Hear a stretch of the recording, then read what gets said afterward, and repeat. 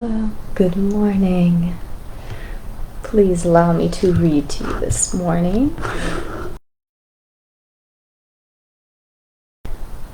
What a weird week we have going on.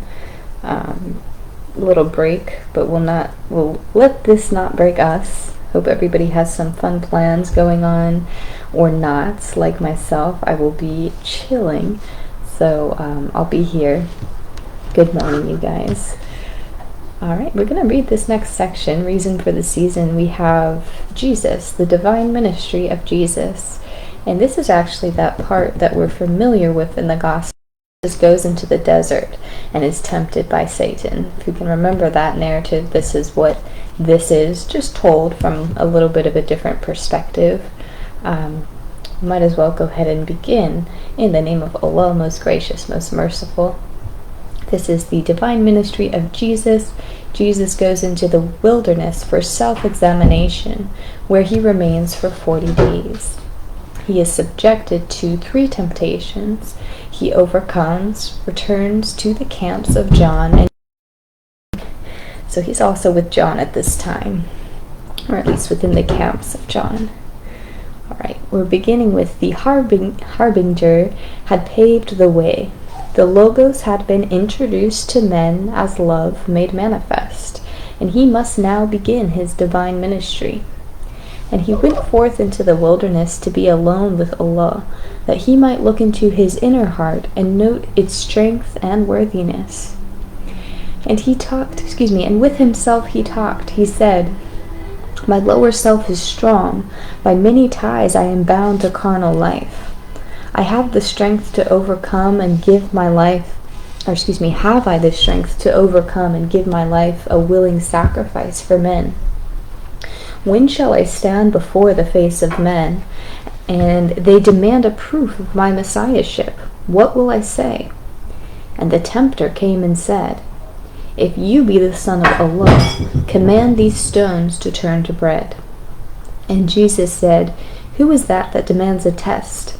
It is no sign that one is a son of Allah because he does a miracle.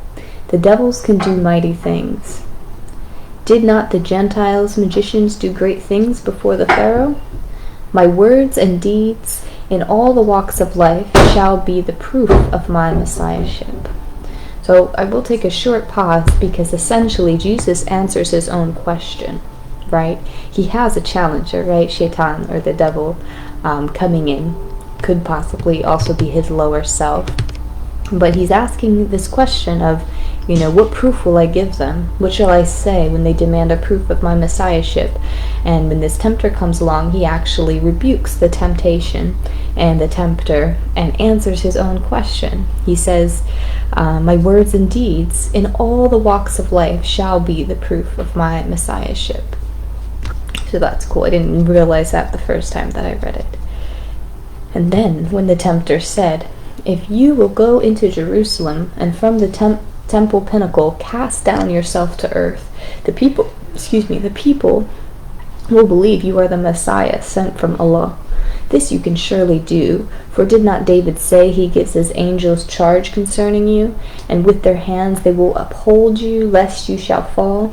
And Jesus said, "I will not tempt the Lord my God Allah."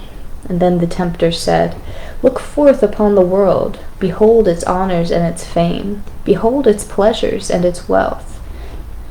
If you will give your life to these, they shall be yours."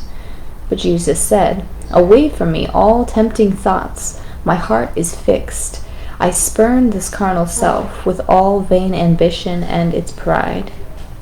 For 40 days did Jesus wrestle with his carnal self. Okay, so it does actually clarify this, that, these are Jesus's thoughts. These are Jesus's dark carnal thoughts that are tempting, of course, in the guise of Shaitan or the devil, how it's explained in the gospel.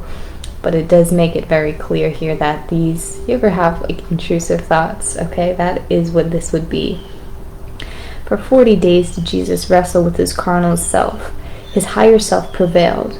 He then was hungry, but his friends had found him and they ministered to him.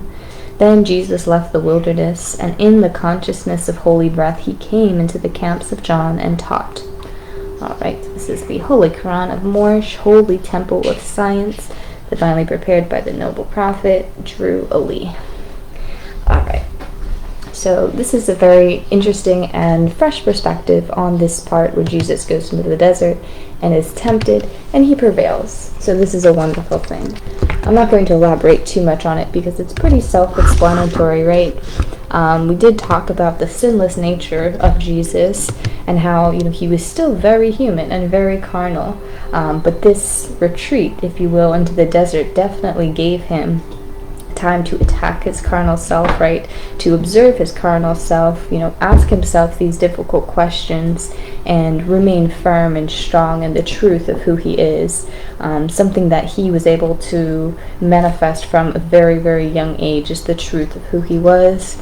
And now he's proved his carnal self to be lesser, of course, than his higher self and less strengthened than his higher self. So he can then present his higher self to the world in an appropriate manner.